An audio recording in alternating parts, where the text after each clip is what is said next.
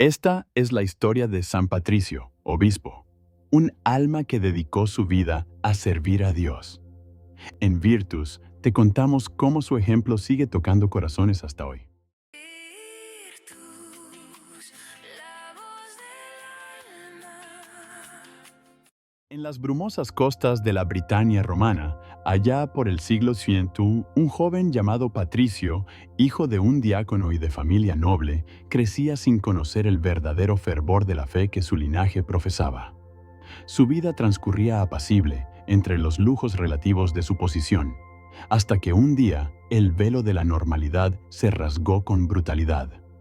Piratas irlandeses, sombras del mar, irrumpieron en su hogar, arrasando con todo a su paso.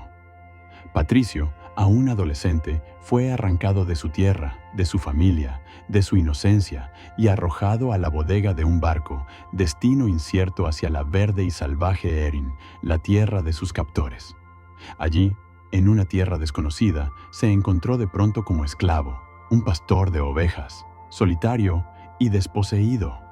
La desesperación le asaltó, el frío calaba sus huesos, el hambre mordía sus entrañas. Pero fue en esa profunda desolación donde un destello de luz comenzó a abrirse paso en su corazón. Una voz silenciosa que clamaba en su interior, la de Dios, a quien había ignorado por tanto tiempo.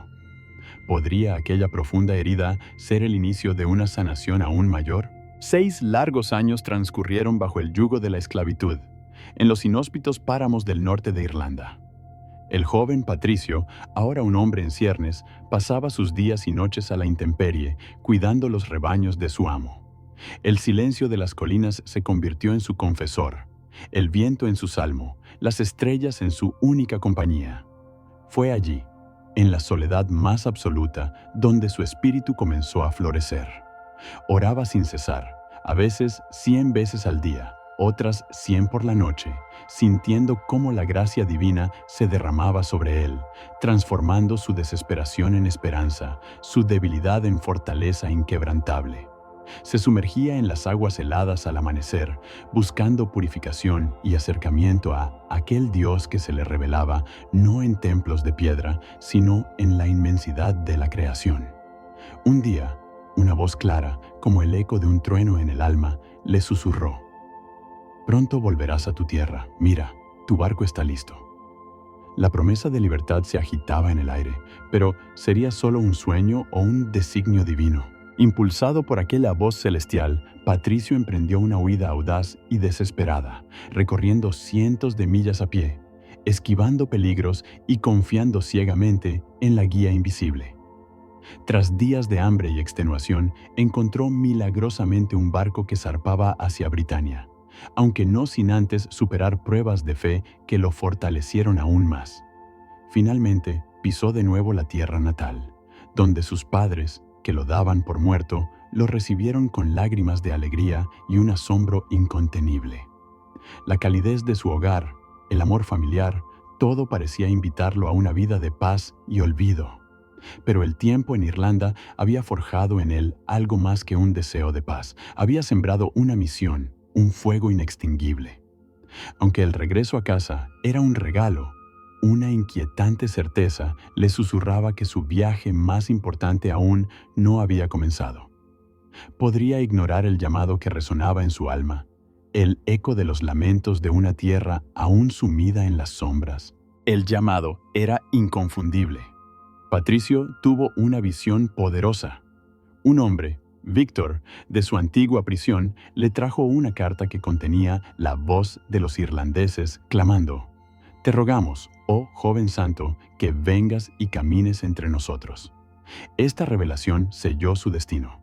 Aunque su familia suplicaba que permaneciera en Britania, y algunos en la jerarquía eclesiástica dudaban de la idoneidad de un hombre con su pasado para una misión tan monumental, Patricio no vaciló.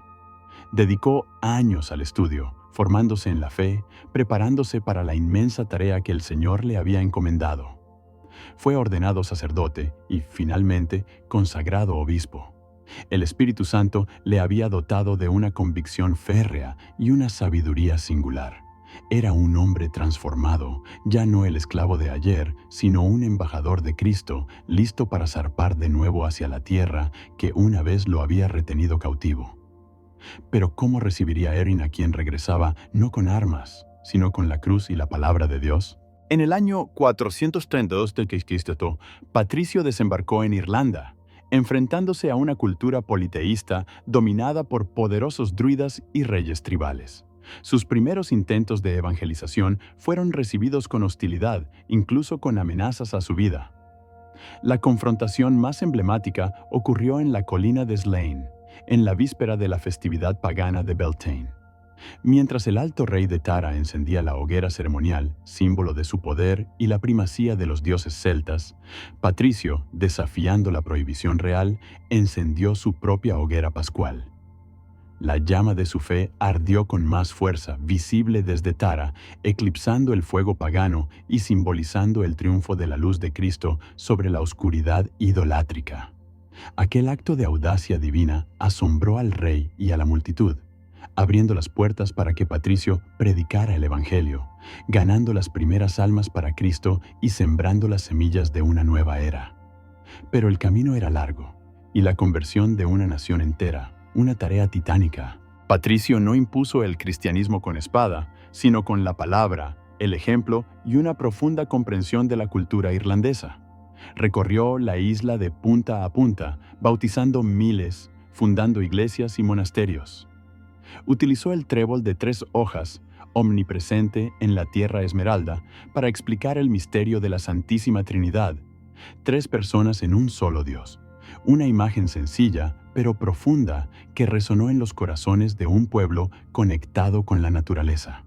Confrontó a los druidas con milagros y razonamientos, desterró supersticiones y, según la leyenda, liberó la isla de serpientes, una metáfora de su erradicación del paganismo.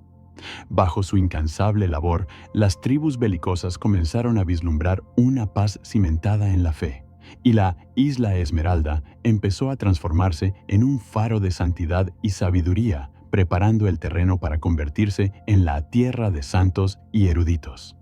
Pero, ¿cómo terminaría la epopeya de este obispo que había dedicado su vida entera a un pueblo que una vez lo esclavizó? Después de casi 30 años de misión ininterrumpida, de haber transformado el paisaje espiritual de Irlanda de un yermo pagano a un vergel cristiano, San Patricio sintió que su jornada llegaba a su fin. En sus últimos escritos, el Confessio dejó un testimonio humilde de su fe, de las pruebas superadas y de su amor por el pueblo irlandés. Falleció el 17 de marzo, probablemente del año 461 de Cristo, y se dice que el día de su muerte se llenó de un resplandor celestial, honrando al hombre que había traído la luz al corazón de Irlanda.